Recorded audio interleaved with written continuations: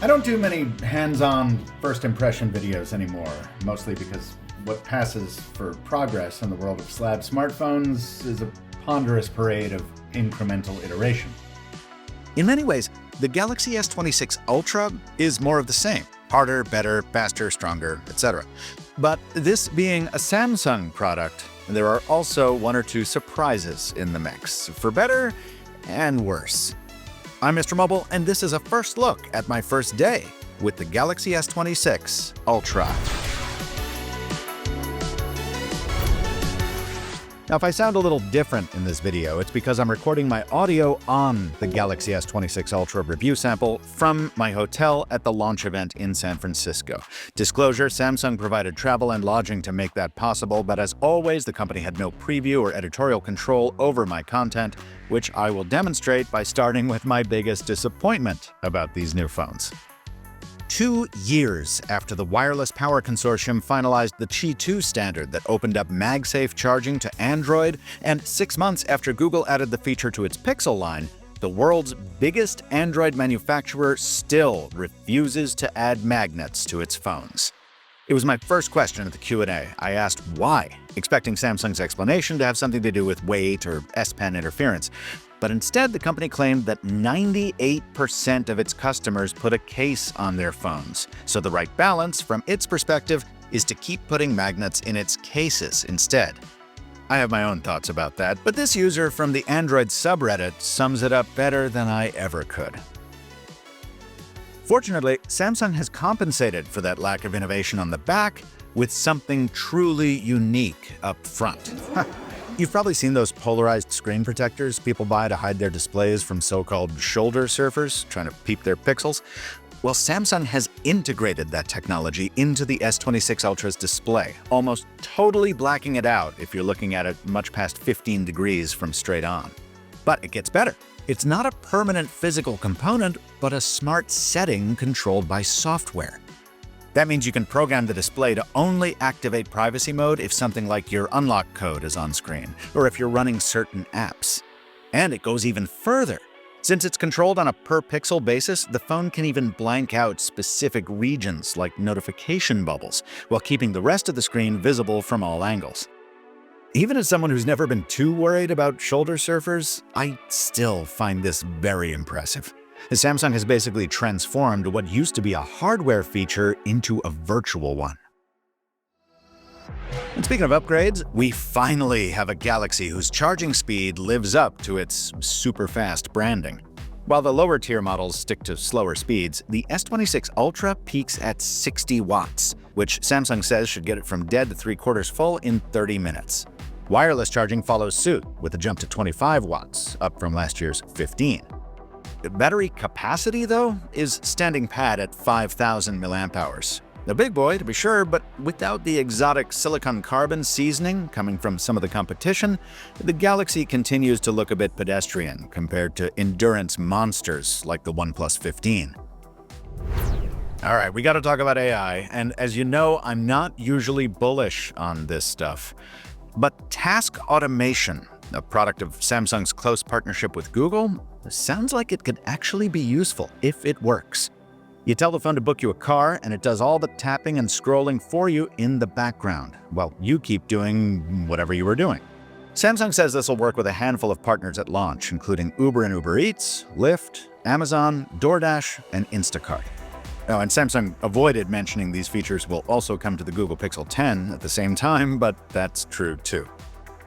If this sounds familiar, it's one of the Halo features Rabbit promised with the launch of that R1 AI device a couple years ago.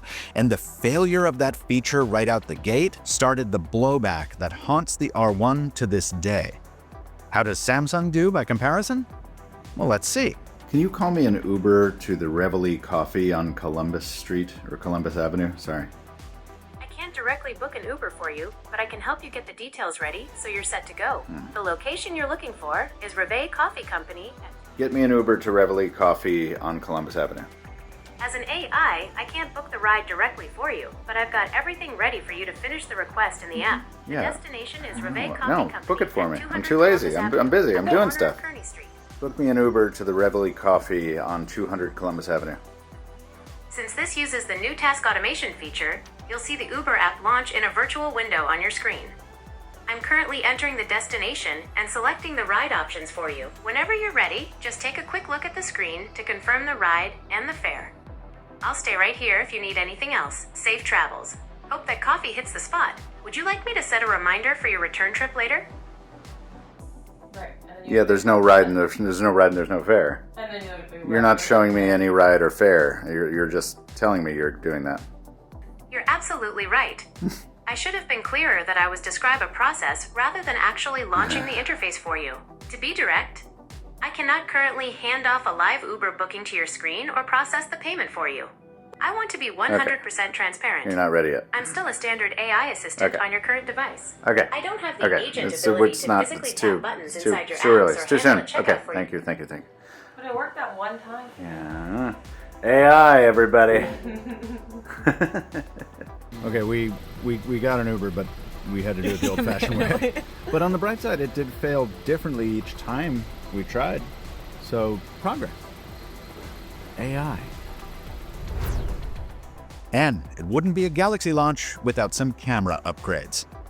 Samsung says the cameras are the #1 reason customers choose the Ultra, so this year's main and telephoto shooters feature bigger apertures to let in more light, and more refined processing designed specifically to combat digital noise when shooting low-light video. There are no commensurate improvements to the ultra-wide shooter, which is a shame since that's the sensor that often needs the most help in low light, but at least we got a new toy in video. 360 stabilization that sacrifices overall resolution for the ability to do barrel rolls with your phone and see barely a wiggle in the resulting footage. Now that is impressive, Nick, but I will give you an award of 1 box of Kellogg's Corn Flakes if you can tell me what manufacturer did that first. What manufacturer did that first? And on what device. If you tell me the device, I'll give you a box of Crispix to go with it. I mean, Huh? we've seen that before. It's We been have. a while. You don't remember? I don't remember. Motorola? Motorola Razr 2022. No, 23, sorry. Very cool. Of course, it was a Razr, so you would never want to use the video camera anyway. This will probably be a little bit better. We'll see. It looks good. Thank you for the demo, Nick Gray. Well,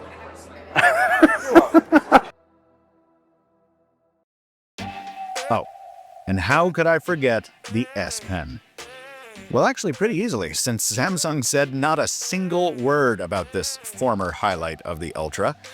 It's apparently identical to last year's, meaning no connected features.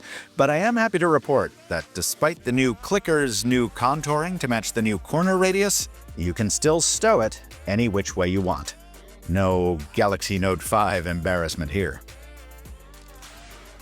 To sum up my initial thoughts, I'm really glad Samsung has spent the past year launching products like the Fold 7, Flip 7, and Galaxy Trifold, because without that backdrop of exciting experimentation, this Unpacked would have fallen flat for me. But Privacy Display is a genuine case of Samsung leaning into its hardware bona fides to deliver something never before seen. It reminds me of the kind of innovation we used to expect from the company, and I'm hopeful we'll see even more of it going forward. Whether the phone scores a full recommend will depend on how many of those new features prove truly useful out in the real world, and I'll be back next week to deliver a full verdict there. In the meantime, if you're planning to purchase the $1,300 Galaxy S26 Ultra, pre-orders are open today in any of a handful of frankly dull colors, despite the shift back to aluminum from titanium, with deliveries expected by March 11th. And if you want to spice up the look, you can do that with skins or cases from my sponsor, dbrand. Whether it's the super clear Ghost case, the sandpapery Grip case, or my personal favorite, the Tank. All of these offer the magnetic array the Ultra itself lacks. And if all are too much for you, you can always go with a conventional skin, like my perennial preference, real leather. Dbrand your device at the link below. This hands-on was produced after a few hours with the Galaxy S26 Ultra review sample provided by Samsung, which also provided travel and accommodation for Mr. Mobile and other media to attend the Unpacked launch event in San Francisco. But as I said before, manufacturers never have copy approval or in fact any control or early previews of my editorial content. That means these opinions are mine, free of focus groups, ad agencies, or marketing department oversight. Please subscribe to Mr. Mobile if you'd like to see more videos like this, and stay tuned for my full review coming next week. Until next time, from Michael Fisher, Captain Two Phones on Threads, thanks for watching. And stay mobile, my friends.